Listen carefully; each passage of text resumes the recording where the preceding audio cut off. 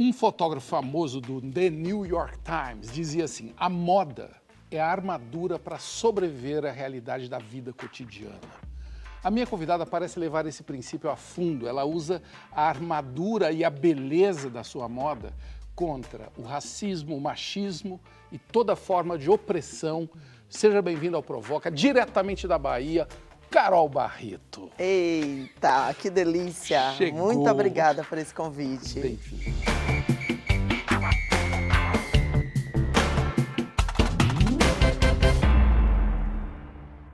Como que você conta sobre você para quem não te conhece? Primeiramente, através das minhas criações, né? É um grande desafio para quem trabalha com moda, com a produção de imagem, construir narrativas que sejam, como eu posso dizer, acessíveis às pessoas que não nos conhecem de perto.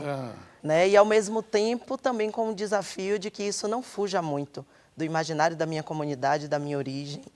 Então, é um desafio um pouco complexo. Você usa a moda e a sua figura já de cara como comunicação. Sim, sem dúvida. O que você está comunicando agora, hoje? Então, hoje eu estou comunicando primeiro a felicidade de estar aqui, Ei. né? Porque quando a gente vem para uma ocasião importante, a gente escolhe uma boa roupa, Sim. né? É uma maneira de marcar a presença e de agradecer pelo encontro, principalmente. Tá linda. Né? Gratidão.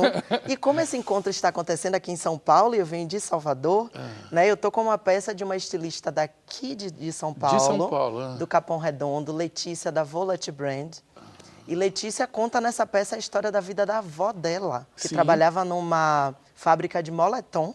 Então, essa estética, né, Tá. e que adorava costurar moletom, a estética Sim. que está aqui nessa peça. Tá. E traz muito de baianidade nesses Que fios, tem né? toda a renda, né? Que tem O toda... crochê, que me conectam com a minha origem, com Santa Maria da Purificação, Eita, com o Recôncavo Baiano. Que Então, encontro é esse, hein? encontros Capão diversos. Redondo com o Santa Maria da Purificação. Demais mesmo. Exatamente. E o moletom, é engraçado que agora que eu estou vendo aí o moletom, tem uma coisa confortável e tem uma coisa assim de design. Estruturada, né? Uma armadura, como você fala. Uma armadura. Né? E que eu cito na tese Janja, mestra Janja, a primeira mulher mestra de capoeira no Brasil, que ela fala sobre vestimentar-se.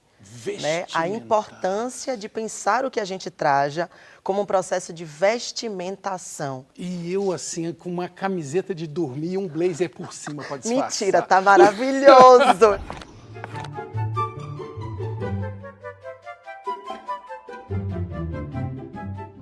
Eu queria entender, quando se fala de processo de criação, você que é uma professora da Federal da Bahia, que usa além da imagem, né, o estudo do que você faz. Quando se fala de criação, você começa por onde? Eu compreendo o processo de criação como um processo de elaboração de crítica política. Sim. Porque estudei arte durante muito tempo e me incomodava muito os conceitos sobre arte que eu estudei, né? Enquanto graduando em letras com inglês. A gente consegue, né? Algumas pessoas autoras traziam que a gente consegue reconhecer a criação artística a partir da sua gratuidade, da sua inutilidade. E as nossas comunidades indígenas, né? Aldeadas africanas ou afro-brasileiras, jamais vão diferenciar o objeto utilitário do decorativo. O decorativo está na gente, está onde a gente vive. Está no dia a dia. Está no dia a dia, é tudo lindo mesmo, não tem separação. Sei. Não tem o bonito, o bonito para sair, o feio para dormir. Não tem feriado. Não tem, é tudo todo maravilhoso. Dia, né? Exatamente. Então, isso me incomodou durante esse tempo inteiro, né? Enquanto graduanda, após toda a minha formação acadêmica. Né? E foi na prática que eu pude entender que, de fato, não dava para diferenciar. Né? Então, que eu precisava, na verdade, me provocar a ver a arte de outra maneira e, principalmente, ter a coragem de me enxergar como artista, que demorou. Eu recebi um convite no ano de 2012, sempre foram coisas para representar o Brasil, nada muito simples, né? Sim. Então, para representar o Brasil numa exposição em Washington, numa escola que era a primeira escola para pessoas negras, né, daquela localidade. E tinha uma história muito importante desse local e queria uma foto da coleção Calacuta, que é uma coleção que eu criei em homenagem à sonoridade do Afrobeat, de Fela Kuti, Sim. todas aquelas mulheres maravilhosas no ano 2012. E eu olhei aquele e-mail e falei, gente, a pessoa louca, tá querendo uma foto de moda para colocar na galeria? Né? Então, essa sabotagem que está na minha formação. Uma autossabotagem. Exatamente. Que você não se enxergava com aquela importância, né? Exato. Pela ausência de espelhos, né? Sim. Eu não conhecia isso, mulheres negras, né? Poucas artistas da moda, Você Goya achava Lopes, que não dava para ser. Dava né? para ser. Né? Então, eu estava na moda como uma postura política, que eu já compreendia que era fato, né? Mas que se eu fosse para a arte, eu ia ter que modelar o meu trabalho de uma outra maneira e atender a esse apelo de que tem que ser gratuito, ou seja, não precisa ter um objetivo, né? E não pode ser funcional. Né? Então, eu não aceito o convite passa, né? E depois outras coisas. Não aceitei o convite. Que mulher rigorosa, consigo própria. Não, né? você nem imagina o Você quanto. Tá brincando? Você não foi para Washington? Não mandei a foto, não fiz a exposição.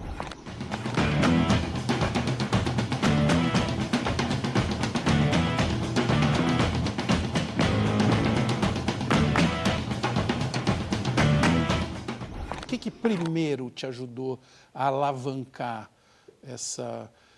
esse fato que você é talentosa, que você é capaz? Como talentosa e capaz, no campo da moda eu já tinha plena consciência. Né? Até porque eu venho de uma terra onde a gente, né? Já vem nasce. na água a autoestima. A Bahia maravilhosa. Gente, cabisbaixo. Esse problema não existe. Esses espelhos eu sempre tive, né? Bom dia, comunidade. Feliz Salvador, gente. É porque é muito feliz viver num lugar assim. O lugar que a gente vive é o lugar onde muitos querem passar férias. E nós sabemos recebê-los como ninguém. Mas a realidade mesmo é o nosso habitat. É acordar em um espaço especial, onde o mar canta e a brisa vem nos beijar ou acompanhar o beijo bem dado em quem amamos. Eu digo que é um privilégio crescer no Recôncavo, que a gente está ali imersa no melhor da nossa cultura de existência e de resistência. Sim, literalmente. Né? Literalmente, né? Então, os espelhos são muito variados, né? Mas e muito dinâmicos. Então? Faltava uma desconstrução, de fato, conceitual dessa separação entre arte e moda. Em 2013, eu fui convidada para representar o Brasil na Dakar Fashion Week no Senegal, que foi o meu primeiro choque, né, que me fez entender o quanto, desde a colonização brasileira, a gente perde no campo da estética. Você mesma estava, né? Sempre é comigo. Né, os meus processos criativos, eu vou sempre me analisando. Não joga para os outros. Não, gente, como assim eu pude acreditar que eu estou bem vestida no Senegal com um tênis e um vestido cinza de malha? Nossa, que ridícula. Você ficou constrangida? Fiquei. Inclusive, a gente fez 2 desfiles. Um no Resort e outro em Guédouaïa, que é a periferia de Dakar. E eu falo muito, né? Nesse trajeto, né, eu vi uma mulher numa esquina vendendo frutas. E ela estava com uma roupa toda encapulana, estampada de verde, um turbante da mesma estampa. Era meio-dia, meu amor. E ela estava brilhando de paetê dos pés à cabeça. Olha só. E ela estava trabalhando. Yes, argument about still live. Somebody don't take his love to what belong to another person. Top of the road on this side, the people they waka. Office workers, labor workers. Então, essa determinação do elegante, do que é adequado a essa ou aquela ocasião, também é uma perspectiva colonial. Né? Porque as comunidades tradicionais não vão separar esse utilitário da beleza, esse utilitário do artístico. Né? E essa lógica de consumo, ela não é necessariamente para compulsoriamente uniformizar primeiro a cabeça das pessoas e depois aquilo que elas expressam como linguagem por meio da aparência, né? E isso me fez cada vez mais aprofundar as indagações no campo dos estudos de gênero, feminismos e das relações raciais, né? Entendendo que aquele GG que está numa tabela antropométrica para definir uma roupa é a materialidade do racismo de uma maneira tão contundente, né, que não tem como vestir as corporalidades brasileiras. Você está falando, deixa eu ver se eu entendi, do GG, Isso. que é o tamanho da roupa, como uma tabela antropométrica. Que está no Inmetro. E por que você acha que não deveria ser assim? Então, para cada peça que a gente vai modelar, a gente tem que atender né, uma tabela industrial de tamanhos para corresponder àquele P, M, G ou GG, por enquanto. Isso. Né? E o desenho que se replica nessa tabela antropométrica é de um corpo branco caucasiano, nem de um corpo branco brasileiro. Olha. Né? Então, as curvas do meu quadril, né, a circunferência da cintura, dentre outras questões, não serão acomodadas com essa tabela de medidas. Né? Então, eu acompanhava essas mulheres ao provador e compartilhava desse constrangimento, sendo uma mulher magra, né, de que não, esse GG não me veste, então o problema é meu. Eu sou feia, né? Enfim, eu não deveria existir várias questões que a gente sabe que esse processo de produção da inadequação vão impingindo, né, na nossa cabeça, na nossa produção de subjetividade. Essa questão do tamanho né, da roupa ser visto assim. E em que momento que nós estamos disso hoje? Então, algumas marcas objetivamente têm alterado. Né? A última construção que nós fizemos, que foi a campanha O Uniforme que Nunca Existiu, né? Uma homenagem da Centauro Aida dos Santos, nós pegamos as medidas de Aida dos Santos, da atleta, e graduamos como GG, e todas as outras estão em função daquilo. Né? Então, a gente já tem uma tabela antropométrica específica. Eu sou Aida dos Santos, tenho 84 anos. 4º lugar em salto em altura em Tóquio, no ano de 1964. Escutei várias vezes, vindo da arquibancada, sai daí, crioula, seu lugar é na cozinha. Aí, quando terminou, eu peguei o microfone e falei, meu lugar é na cozinha, assim, é na sala, no quarto e também numa quadra de esporte. Como eu frequentava passarelas formais, mesmo africanas, eu precisava atender também a padrões muito pequenos. Nesse evento da Dakar Fashion Week, que a gente faz as peças no tamanho 42, que me veste, que é grande para uma passarela, né? E que é a primeira vez que a gente não está fazendo 34. 34. Imagina. 34 minúsculo. É muito pequeno. Exato, muito pequeno. Então, dentro... Que geralmente é o tamanho que se usa nas passarelas normalmente. Né? Hoje a gente tem uma variação de corporalidades muito maior, né? Como uma postura crítica voluntária das pessoas criadoras. Inclusive nas passarelas, né? Inclusive nas passarelas. E isso é muito recente, muito né, recente, Carol? muito recente.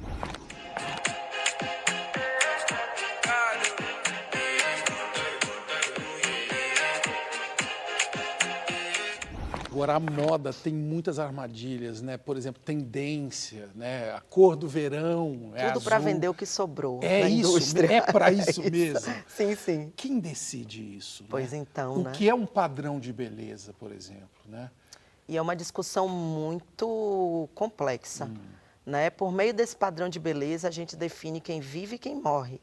A maneira como eu sou parada numa abordagem policial é completamente diferente do carro que está à frente com um grupo de garotos brancos, mesmo tomando álcool. Claro. Né? Eu moro numa localidade em Salvador, né, que é um bairro muito turístico, Rio Vermelho, e que sempre tem nessas abordagens e, assim, nunca foi confortável.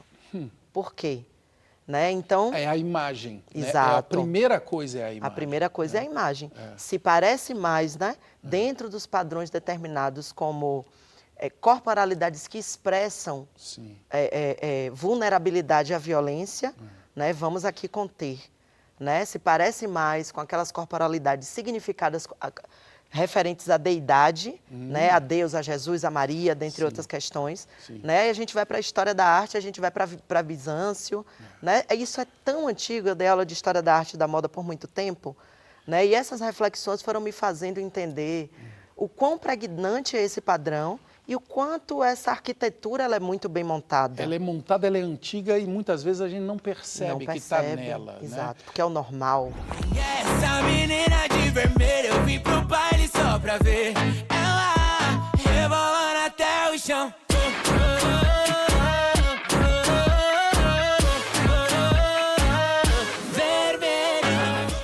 A indústria da moda também tem um impacto ambiental já muito reconhecido, grande. enorme e tal. O que fazer para reduzir esse impacto? Eu entendo que ainda se vê natureza separada de cultura, né?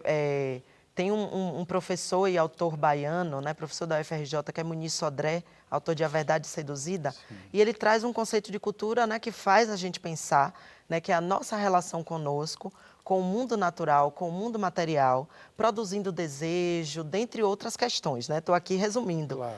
Né? E isso me faz, né, provocar um pensamento sobre a produção das roupas, né, e todos os objetos vestíveis que a gente possa produzir de maneira indissociada às humanidades. Sim. Eu acabo de fechar um ciclo de trabalho com a Associação das Rendeiras da Ilha de Maré, um grande privilégio. Pude encontrar, infelizmente, uma associação de rendeiras sem rendeiras, uma associação sem mulheres associadas, porque a pandemia e o agravamento da vulnerabilidade de mulheres negras destroçou várias uma questões. cultura, né? Exatamente. Né? E aí, antes disso, os recortes de geração, as comunidades mais jovens... Quem ensinava para quem? Que não querem fazer, né? Um trabalho de gente velha, demora, né? Todos esses estereótipos. Então, eu não tenho como discutir sustentabilidade, né? Sem o entendimento de que aquelas pessoas que são pescadoras, marisqueiras, né? Que vivem de fato a partir dos insumos da natureza, né? Depende daquilo para a sua subsistência e precisam ser valorizadas naquilo que fazem para ter conforto suficiente para que essa cultura material tão importante para o Brasil, que são as manualidades, que eu não gosto do termo artesanato, né? Você prefere manualidades. Exatamente, porque a gente fez uma distinção muito... Que é a capacidade, né, de você resolver e criar com as mãos. Exato, né? Perfeito. Resolver problemas, né? Exato. E tem que ser muito inteligente com as mãos, né? Eu não tenho essa inteligência toda. Imagina o meu título de doutora não me ajuda a costurar, nem a fazer renda.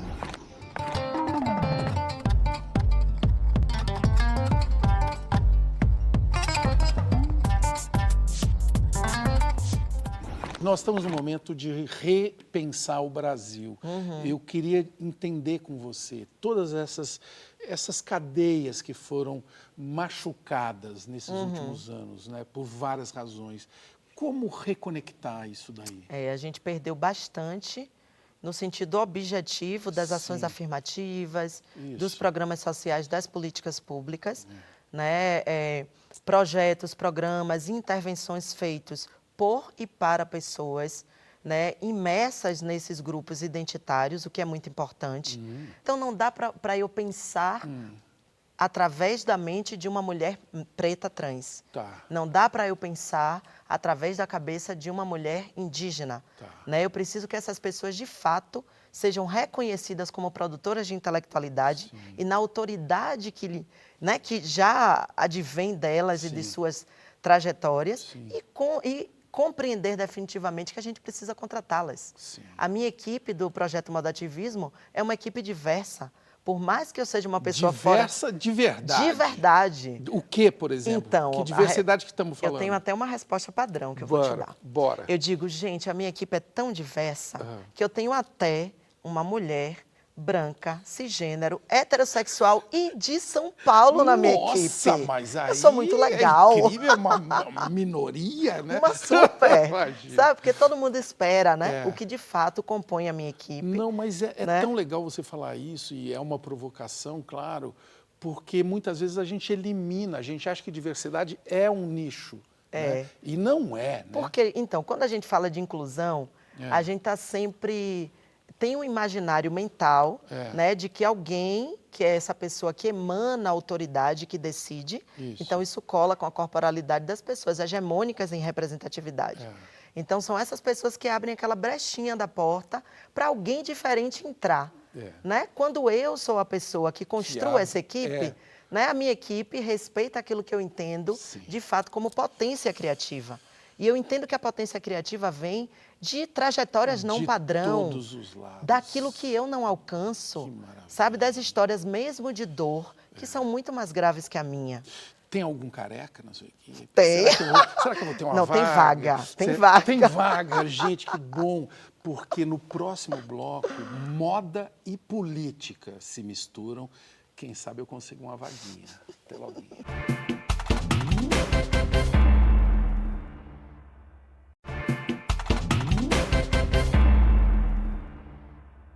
A escritora portuguesa Grada Quilomba disse assim: o branco de hoje não é mais o responsável pela escravidão, mas tem a responsabilidade de equilibrar a sociedade. Ninguém escapa do passado. A minha convidada é estilista talentosa, ativista relevante, deve poder me ajudar. Carol, como que eu, branco, posso chamar para mim a responsa de equilibrar a sociedade? Importante pergunta, importante citação de Grada Quilomba. Uma das grandes referências para a gente, né, nesse campo de produção da intelectualidade por meio das artes e das escritas também. Sim. Inclusive, tive a oportunidade de mediar a fala dela em Salvador. Olha! E nesse processo de mediação eu falei, ó, Grada, a gente está em Salvador, uma cidade que tem uma característica de racismo muito específica e que pode vir em algumas perguntas que lhe farão, né, machismos, racismos, dentre outras questões. Sim. E aconteceu tal coisa comigo e etc. O que você orienta que eu faça? E aí foi a dica mais valiosa que eu recebi de uma pessoa, e ela é psicanalista. Ela, Carol, se alguma pergunta constrangedora, intencional vier, você vai procurar um ponto focal bem lá longe, segura o microfone e pergunta. Alguém tem alguma pergunta? Eu acho que não, né? E encerra a fala. Incrível, maravilhosa. Ela me deu uma chave. Né? E ela falou, a gente não precisa abraçar o algoz. Né? Então, nesse contexto, a gente não vai abraçar o algoz seria acolher uma agressão. Uma agressão. Que não tem como continuar. Exato. Né? Quando a gente fala sobre branquitude, né? Um conceito que eu gosto muito a partir de Maria Aparecida Bento, psicóloga do campo da psicologia social, a gente tá falando de uma produção de sistemas simbólicos que determina privilégios e desvantagens, né? Autoridade, subalternidade e essa produção dos estereótipos. Why call yourselves black? I mean, you people are more brown than black. Why do you call yourselves white? You people are more pink than white. Como um país colonial, a gente precisa entender que se eu sofro ainda hoje a consequência dessa escravização, né? A minha imagem, a minha presença é sempre questionada. Né? Eu sou de candomblé, eu estou de resguardo, tenho uma roupa que eu tenho que usar, os fios de conta, meu contregum, diversos elementos que estão aparentes dessa minha condição específica, né? E que me liga à minha ancestralidade, à minha religião, à minha cultura.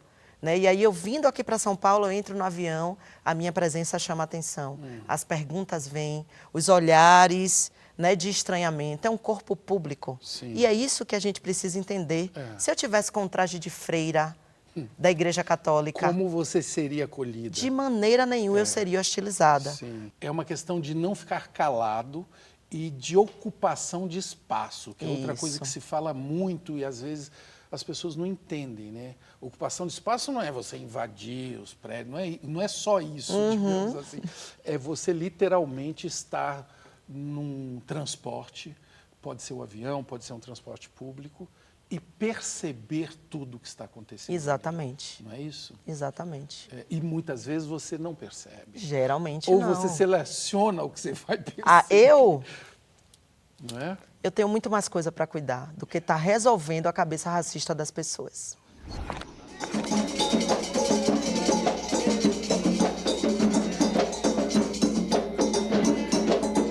E hoje a gente está numa luta aí tremenda, né? Formando os grupos de negros para tomar consciência da nossa raiz. O que a senhora acha disso? Né? Eu acho bem. Oxalá, Xangô, Oxum que ajude a vocês, que dê força a vocês. A raiz do Gen Velho, os santos do Gen Velho que proteja você. A Grada Quilomba também diz que o alinhamento dos brancos com o movimento antirracista vem muitas vezes da culpa. Qual é o efeito de um apoio com culpa? O apoio com culpa faz com que a gente atrapalhe a escuta. Porque a culpa elabora uma defesa.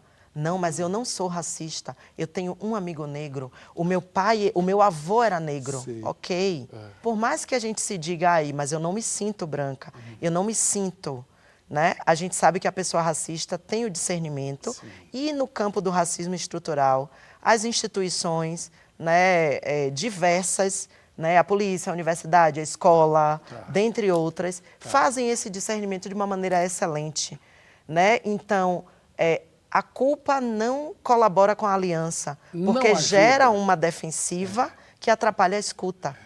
Meu Deus, nunca tinha ligado esses pontos, culpa e a escuta sendo destroçada. Exato. Que coisa impressionante. E isso é muito frequente. Muito, é o tempo inteiro. É o tempo inteiro. Como resolver isso? São muitos trabalhos, especialmente os trabalhos criativos, que eu preciso explicar mais do que uma criadora branca deveria. E agora eu decidi explicar pouco, mas eu preciso sempre explicar muito. Porque aquela pessoa que não tem a minha formação, a minha experiência, não fez a minha pesquisa, quer dizer que a cor que eu escolhi está errada. Que aquele desenho não é o melhor. Né? E aí sempre eu tenho que perguntar, mas quem está criando e quem vai ter que responder por essa criação? Sou eu ou você?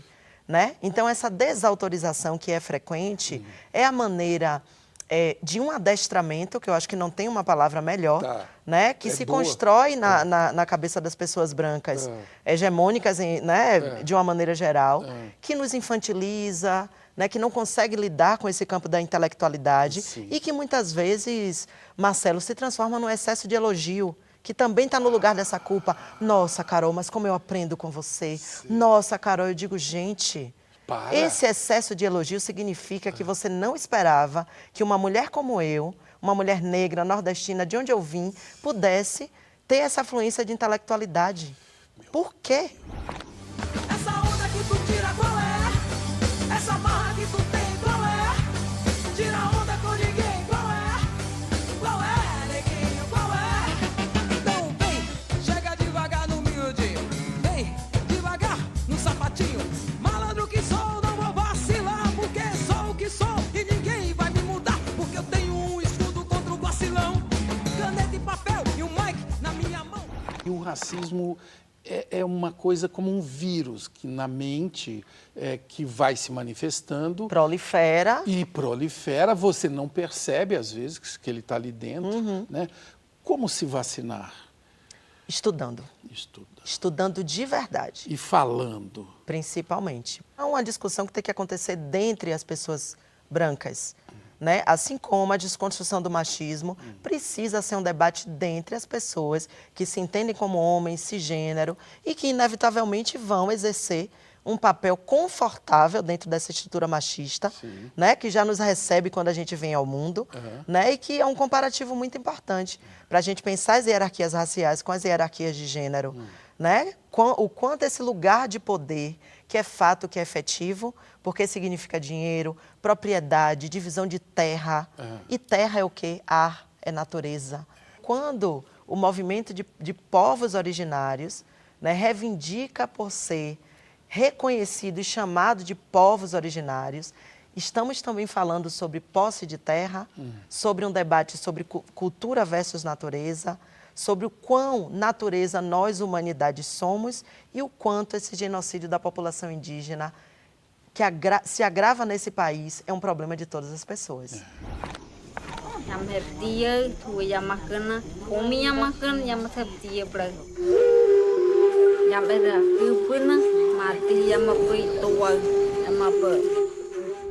Eu quero contar para eles que você é professora na Federal da Bahia, no Departamento de Estudos de Gênero e Feminismo. Que departamento é esse? Um departamento que está dentro da Faculdade de Filosofia e Ciências Humanas, da UFBA. Nasce do NEIM, Núcleo de Estudos Interdisciplinares sobre Mulher, Gênero e Feminismo. Esse núcleo é recente? Esse núcleo acaba de completar 40 anos. Olha é o núcleo feminista mais antigo do Brasil. Viva! Que maravilha. Exatamente. Que maravilha. E tem gente ainda querendo impedir essas coisas de serem debatidas na academia. Por quê? Por quê? A gente não pode ajudar as pessoas a entenderem que podem produzir autonomia. Por que alguém vai ter medo de autonomia? Eles temem o quê? Quando eu falo em medo de autonomia, a gente está falando de deixar de comprar, por exemplo. Deixar de comprar. Né? Se eu trabalho com moda, eu preciso compreender o papel do capitalismo na produção, primeiro, da minha subjetividade, né? Da maneira como eu me enxergo, como eu enxergo o mundo, né, do que eu desejo, do que eu consumo, dentre outras questões. E se por muito tempo, eu como mulher negra, né, me ensinaram, né, houve um adestramento social para que eu me visse como inferior, que interesse se tem para que eu me veja como pessoa autônoma? Isso. Eu não estou falando como superior ou inferior. Eu estou falando sobre a produção da desigualdade como algo intencional, né? De manter assim. De manutenção, de perspectiva de colonialidade ainda presente nesse país. Eu venho de uma cidade, Salvador, Bahia, onde está uma população linda e gigantesca de pessoas negras nesse país e no mundo. E as ocupações dos lugares sociais continuam exatamente como a mesma pirâmide social da colonialidade.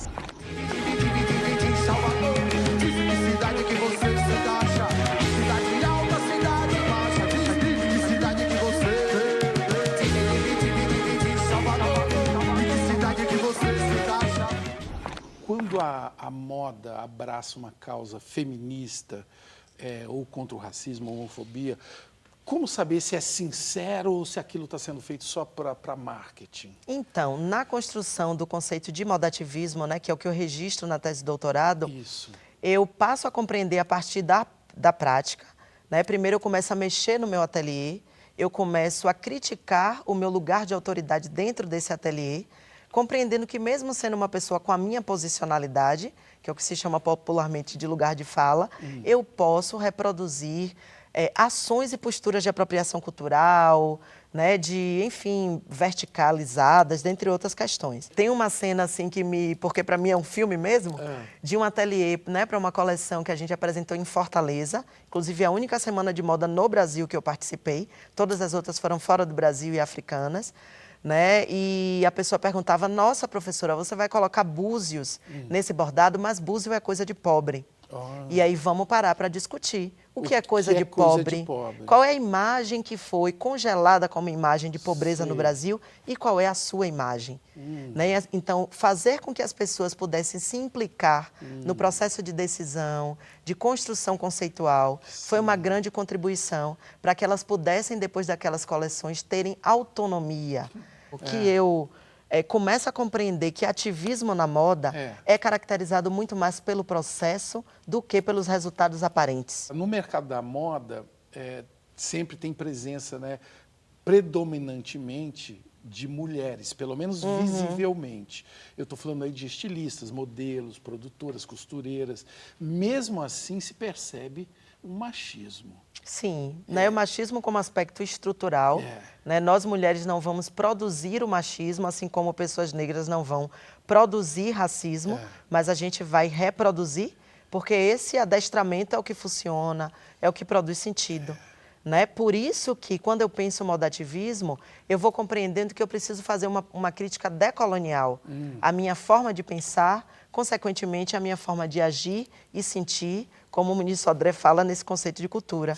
Né? Então, eu preciso criticar a maneira como eu vejo uma prestadora de serviço, como uma pessoa que costura, que modela e que borda. Né? Por isso que eu chamo de intelectualidade manual, porque eu não vou encomendar um serviço, ela vai construir uma assinatura poética, uma assinatura artística junto comigo. Né? E a partir daí eu vou entendendo que esse processo que forma criticamente, que envolve um debate político, que forma um pensamento político, é o que caracteriza modativismo, que aí eu coloco numa palavra só. Né? Modativismo, uma palavra só. Tudo junto. Tudo junto. Tudo junto.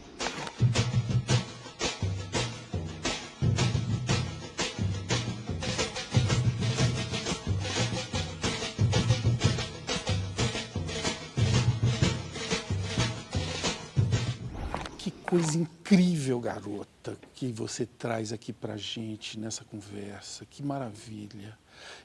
No próximo bloco, nós vamos para o lugar de onde veio a minha convidada, a estilista Carol Barreto, onde todo mundo é artista, o Recôncavo Baiano.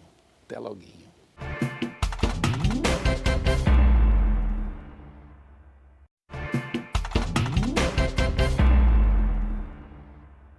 Apesar de tanto não, tanta marginalidade, somos nós a alegria da cidade.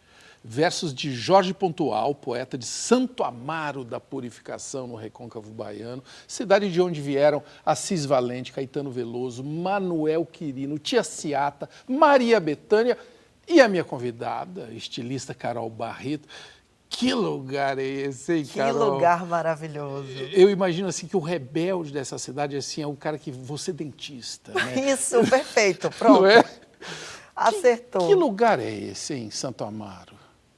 Santo Amaro, eu costumo dizer que é o lugar onde eu aprendi o que é luta feminista, antirracista, sem nenhum desses rótulos ou conceitos na prática. Na prática mesmo. Desde a ida nas feiras livres, né, os eventos de cultura tradicional, os eventos religiosos. Trabalhei o ano inteiro, trabalhei o ano inteiro. Trabalho o ano inteiro para passar fevereiro em Santa Amaro. Não me importo, enfrento, tiver que enfrentar, mas para passar fevereiro em Santa Amaro. Só para passar fevereiro em Santa Amaro. Eu era criança e era a ocasião do Bembé do Mercado. Eu cresci na Igreja Católica, né, com todos os rituais aí das famílias. E eu me lembro que eu estava numa parte de cima da igreja e aquelas mulheres, as Ialorixás, as Equedes, as Iarobás, com suas saias, suas roupas lindíssimas, que ocupavam cada uma 3 lugares naqueles bancos da igreja, sabe? E ali eu entendi algo muito especial da minha cidade, né, que é a maneira de produzir resistência mesmo dentro da violência e da imposição do padrão. E foi assim que eu aprendi a fazer moda. Com o que sonhava essa menina Carol lá de Santo Amaro? Em ser uma artista da moda. Sempre. Desde criança. Desde sempre. Caramba. Desde sempre. Não houve outra produção de percurso de trajetória de vida na minha mente, no meu íntimo, que não fosse essa. Caramba. Tanto que eu sou autodidata na moda. Sim. Na ponta da língua essa resposta, né? Como é que é nascer num lugar desse, assim? Você tem alguma imagem mais antiga que você viveu dessa infância? Ai, gente, aí você quer me fazer chorar. As imagens mais antigas da minha infância são as reuniões de família, né, os almoços dos domingos, os diversos sabores, as gargalhadas, as sonoridades. A lavagem da purificação, né, é um marco muito importante para a gente. Como que é isso? Né, eu lembro assim, eu já pré-adolescente, as amiguinhas queriam ir para o bloco, que eram igual os blocos de carnaval em Salvador. Ai, você é chata, você quer ver a capoeira de Angola, você quer ver o adro, né, a lavagem do adro da igreja com as baianas, isso é coisa de gente velha, né? Então, esse olhar sobre aquilo que faz parte de mim sempre me interessou. Sobre rituais, Sobre né? os rituais sociais, as festividades, como uma forma de provocar a produção de um registro, né, que não estava necessariamente nos livros, na dita produção da ciência e da intelectualidade, a partir daqueles atos, né, cotidianos e situados nessa... Estava na frente do seu nariz ali, você estava vivendo inteiro, aquilo, exatamente. Né? Que legal que você percebeu isso desde muito pequena, cedo. né? E aproveitou isso, e viveu isso. Né? Eu entendo que é um grande privilégio ser uma mulher negra brasileira, oriunda desse lugar. Macotogã, meu pai, minha tradição, a benção e a Lídia, pai, pote, saudação. Isila sentado, acabou a escravidão, Xangô entronizado, é a libertação. Teve um momento que você se descobriu negra? Você falou, sim.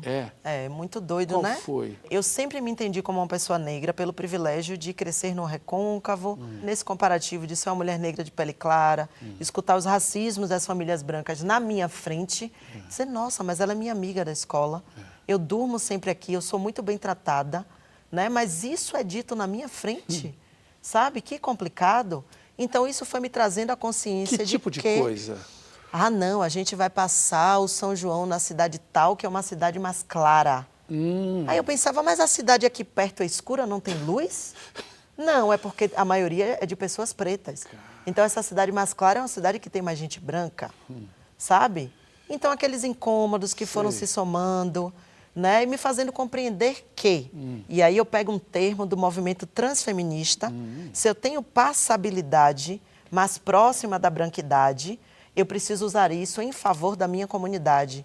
Eu sou aquela que não emano tanto perigo. Sei. Né? Ela não, é como se diz no Brasil, ela não é tão negra assim. Aí Sempre você estou me sendo diz colocada. que tem que se aproveitar dessa condição. Me aproveitar dessa para... como infiltrada. Como infiltrada. Exatamente. Patrícia Hill Collins, né, feminista, intelectual preta estadunidense, tem um texto, The Outsider Within, que a gente não tem tradução no Brasil, né? Seria a forasteira infiltrada. Sim. Né? A pesquisa dela é sobre o trabalho de trabalhadoras domésticas nesse contexto estadunidense.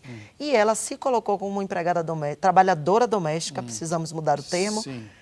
para a pesquisa de doutorado. Entendendo que ela era aquela presença, que ela era como um mobiliário da casa. Invisível, né? Todas as coisas eram ditas na sua frente, né? Como se fosse realmente algo, né? Um móvel, uma geladeira. Então, esse mobiliário, que sou eu, né? Que não é relevante, pouco importa. Né? Então, quais são os erros que a gente incorre quando a gente se acha superior? A gente está vivendo uma emergência climática extremamente séria, né? A partir desse entendimento de que pessoas são uma coisa, a natureza e o meio ambiente é outra, né? De que lá na perspectiva darwinista, né? Existem hierarquias dentre animais vivos, né? E de que nós não somos nada também dessa natureza, desse, entre aspas, animal, mas na hora da violência de gênero, da violência racista, é o impulso, né? A violência faz parte da gente e isso aí é a nossa parte animal. Total. Né? E a cultura que tem esse papel de produzir sentido e significado, que é o que pode ser alterada, a gente finge que não tem relevância nenhuma. Mas na hora da imposição da branquitude como elemento de excelência, não apenas de beleza, de moral, de intelectualidade, de higiene. E de poder, né? Principalmente, está no pacote, poder. né? O poder é uma coisa que dá uma anestesiada, né? Você não percebe que você está ali, né? Exatamente. Você só está desfrutando daquilo. Exato. Ah, que seu cabelo é curto demais. O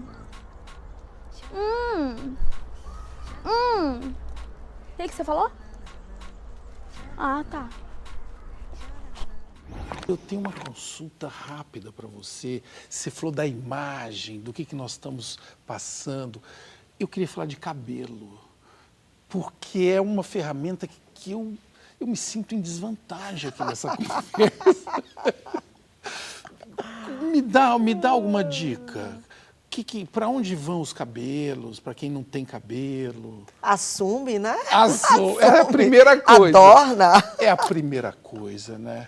Exatamente. Eu acho que esse é o drama de quem acha que não é careca. Né? Não é? que acha que não é careca. O cara acha ótimo. que ele não é careca. E muitos, às vezes, vêm para falar, mas o que eu devo fazer? Eu falo, você é careca, acabou. Né? E isso é muito interessante, Thais, porque esse achar que não é careca vem dentro de um pacote de masculinidade, né, que nessa posição de poder, desse lugar de autoridade, né, é algo também que constrange muito os homens, né, heterossexuais, né, dentro desse pacotão aí de pessoas óbvias, como a gente chama em sala de aula. Pessoas óbvias e inseguras, eu quero adicionar. Então, dentro desse pacote da masculinidade, o aparato da virilidade atrelado à juventude, né, que é muito pior para as mulheres, também está nesse aspecto, né? Então, é como briga. se aquilo que se determinou dentro do estereótipo, né, que é coisa de velho, retira a minha condição de humanidade. Me fragiliza. Exatamente. Eita, não devemos nos preocupar com isso. Não devemos nos preocupar com nada. Com nada? Nada. Teve uma melhor. vez, quando eu ainda respondia entrevista de moda, uma época, né? Hoje eu voltei a responder. Porque era uma crise com as pessoas que me ligavam, né? Uma pessoa ficava, nossa, que decepção. Carol Barreto, o verão está chegando, não sei o que lá. Eu queria que você desse dicas. O que mulheres gordas podem vestir na praia? O biquíni. Não, mas mulheres gordas, que tipo de biquíni, o que devem fazer na praia? Vestir o biquíni em casa, preferencialmente, ir à praia, tomar banho, tomar sol e aproveitar a praia.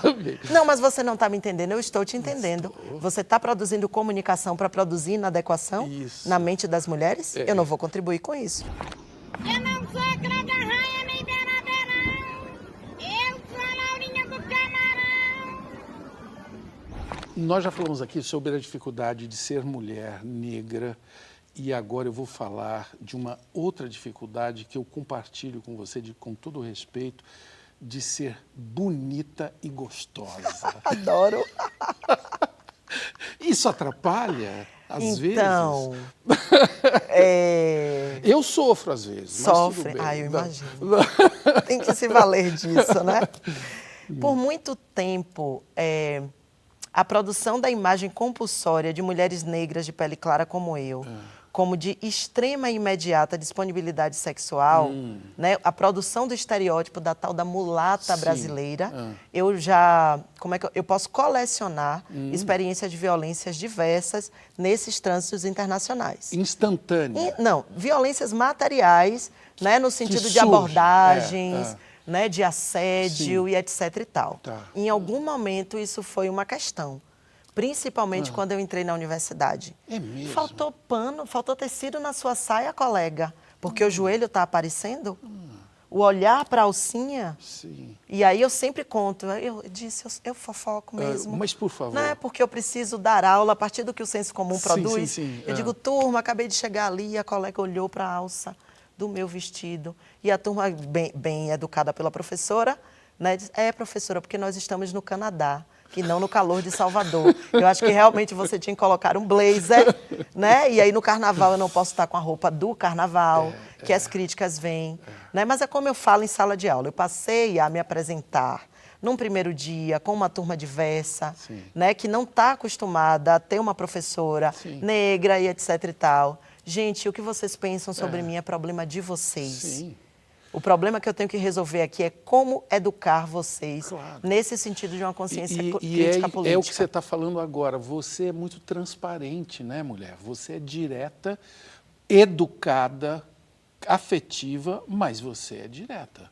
É bom saber. É papo reto. Mas eu acho que eu consigo disfarçar. Não está claríssimo isso, mas com uma elegância e com uma inteligência que... você não está fazendo nenhum favor para ninguém, não. Você é assim. Sim. Né? É autêntica a parada. Eu precisei entender que eu preciso resolver as questões que me carecem, que me pressionam. Né? Porque se a gente fizer o papel pré-genocida do racismo, né? Eu preciso estar viva para lutar. Eu sou negão, aqui é África, porra, para de palhaçada. Você acha que eu não sei que quando o bicho pega você chora pra Deus? Que você é desses modinha, que só tá comigo porque agora é fashion? Daqueles que usa a camisa da Oakley, escrito Oxalá, você tem uma dessa, não tem? Tenho. Se todo mundo que usasse branco fosse meu filho, meu nome não era Oxalá, eu era Mr. Catra. Mas é porque o branco é a cor do senhor. Foda-se. Roberto Carlos só usa azul, ele é filho de Smurf. Se a pessoa usar a camisa rosa, é filha da porra da Peppa Pig, não fode. Eu li um texto seu falando que viveu antes da pandemia um resguardo para uma prática espiritual. Você pode falar disso? Que resguardo foi esse? Eu lembro desse texto, né, quando eu falava sobre a beleza do pessoal apolítico, né, e que eu falava que essas situações de estar um pouco descolada de determinados universos de sociabilidade já estavam um pouco na minha experiência por conta, né, da prática de religião de matriz africana por mais de 10 anos. Sim. Né? O candomblé? Um tio do meu pai tinha um terreiro de umbanda em São Francisco do Conde, cidade muito próxima a Santo Amaro, né, que a gente frequentava na infância. Essa memória some. E em Salvador, no encontro com uma mulher que eu estava dando aula, né, uma grande amiga, uma grande referência, o caboclo dela chega para falar comigo nessa aula. O caboclo é na hora que o espírito, baixa, né? a entidade, e né? fala diretamente com você. Exatamente. E hoje eu sou Iarobá, de um terreiro de candomblé, filha de santo de um grande amigo de 20 anos atrás. Eu estou de resguardo religioso, até por isso eu estou com uma roupa branca. Hoje? Hoje, nesse exato momento, né? E Nessa experiência... Ela te confere o quê? Ela me confere proteção e conexão com os orixás que me protegem. Certo. É o vestimentar-se. Tá. Não há materialidade que para a gente esteja dissociada da espiritualidade, do culto ao orixá, sabe? Não há separação entre vida, pensamento, enfim. Que lugar tem isso hoje na sua vida? Um lugar central. Um lugar de um privilégio indescritível. Um lugar que já me provoca uma emoção enorme. Ter o privilégio de ser escolhida por orixá para cuidar de uma energia que me traz para esse planeta é algo que nem eu sei o que é. É algo que eu não tenho experiência prévia para entender, né? E nesse campo de observação e da humildade de quem está chegando, né? Eu digo que me faz compreender, né, que existe muito mais beleza naquilo que a gente não vê do que o que a gente vê, sabe? Se a gente consegue sintonizar principalmente o que a gente vibra todos os dias, né? Não é só a cara descansada de quem teve uma boa noite, né? Vamos dizer assim. Você já vai sair arrasando. Sim, porque você está bem. Inclusive na roupa. Exatamente, porque é disso... Vai escolher melhor. É disso que a nossa espiritualidade cuida, do que você vibra. Do que está no seu coração, transformado em pensamento e transformado em ação. É um campo que nos impõe, né, no sentido brando, inclusive nos sugere a nos responsabilizar por cada decisão, cada emanação, cada escolha, cada pensamento. Antes de pensar naquilo que eu faço com a outra pessoa, eu estou pensando no que eu faço comigo. E isso é muito... revolucionário. Total. Por isso, Carol Barreto, chegou a hora de você dizer o que é a vida. A vida é uma experiência sem mapa predefinido, uma experiência que nos desafia cada vez mais a compreender potencialidades que a gente nem imaginava que tinha, né? A vida, na minha experiência, espero que recente e duradoura, né? É uma vida que me faz compreender, especialmente agora, nesse exato tempo e espaço, que existe algo chamado forma-pensamento, que eu produzo a realidade e a materialidade do que está ao meu redor a partir daquilo que eu acredito. E que eu tenho o compromisso, não é só o dever, o compromisso comigo, com tudo que está ao meu redor, que me mantém viva, que me faz acordar de manhã, né? De celebrar a nossa existência da melhor maneira. E a gente celebra essa existência compartilhando. Não há vitória individual possível, gente. Não há, sabe? Não há possibilidade de estar bem com a barriga vazia da pessoa que está do seu lado, com a escassez, que é cenário de todas as cidades no Brasil, né? Não há possibilidade de se sentir bem como pessoa humana de maneira descolada da coletividade.